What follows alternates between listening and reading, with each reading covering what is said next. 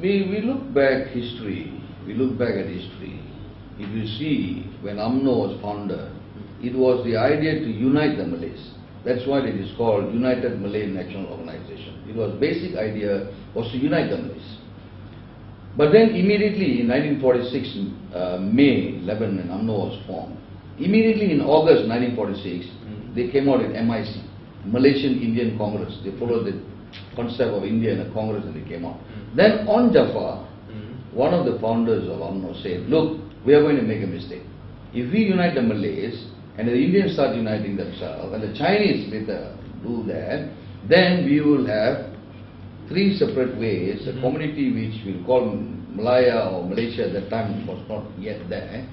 We will have to amend, we need to amend this United Malay National Organization to call it United Malaya National Organization and let everybody join.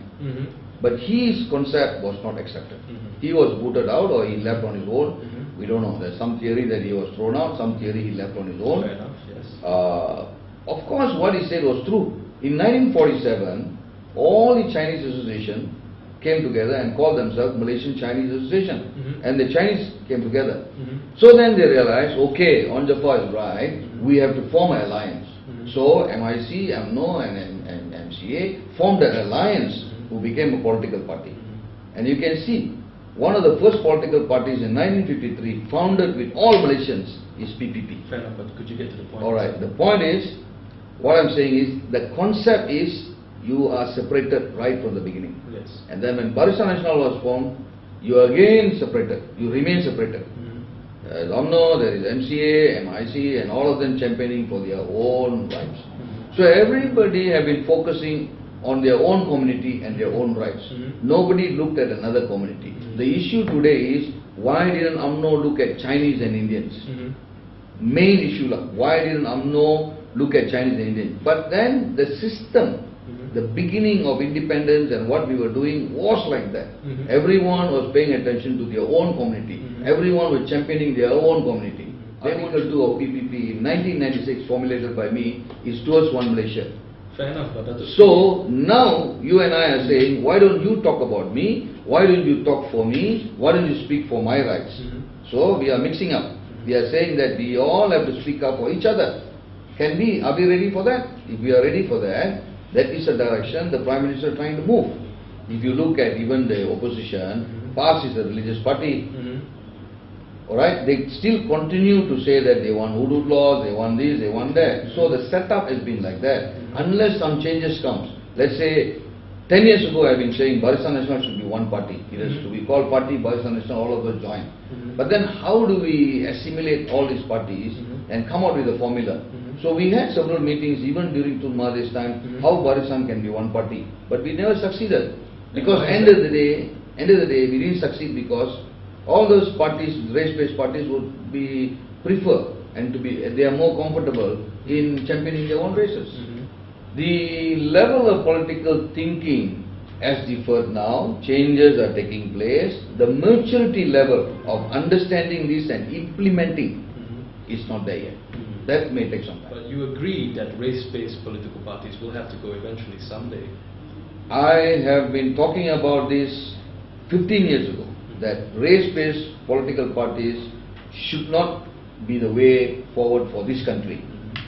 But the system has been such that it is so difficult to dismantle. But ultimately it will be dismantled and it has to be dismantled. Like me, I think I was 10 years, 15 years ahead of time for this country's political system, because whatever I spoke, whatever I brought up, people didn't accept. Of course, many things which I spoke and brought up, I can see in reality now. So we need a new generation of people seeping into all these political parties, and then slowly they coming together with their own brothers and sisters in other component parties to understand and agree and feel and say that, look, it is time we hold hands and call ourselves one Malaysian. You know, you can see, you can see, if you send me to London, I am a Malaysian. If you send me to China, I am a Malaysian. Even you send me to India, I am a Malaysian. But I come back to Malaysia, you call me an Indian. So this is the problem we have here. So until the day everybody else is agreed and everybody else understand, hey, look man, we are all Malaysians, we have to think Malaysian, we have to think for everybody, we have to speak for everybody, one nation, one voice, then we are alright.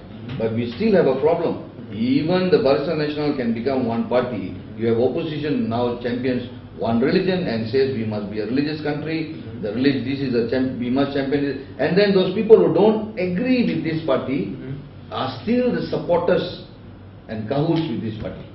So you just see that even Barisan Nasional can make some mistakes and error. The opposition has no improvement. And let me tell you this.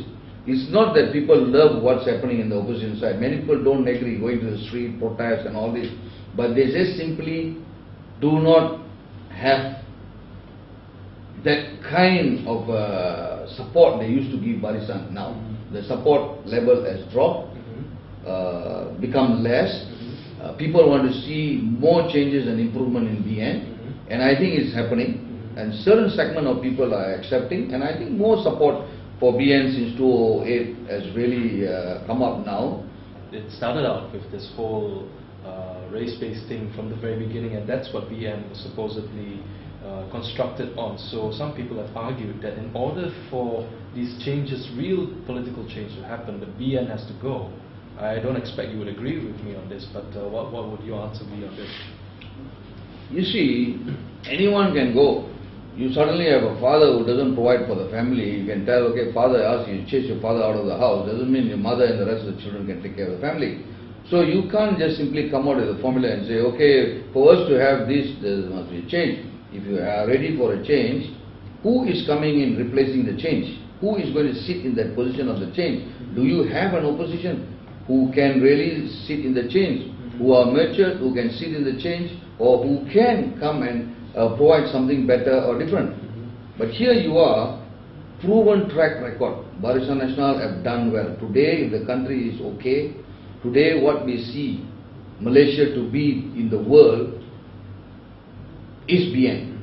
All the efforts are BN. I totally admit that the social structure was neglected because of this ethnic and race-based system we had.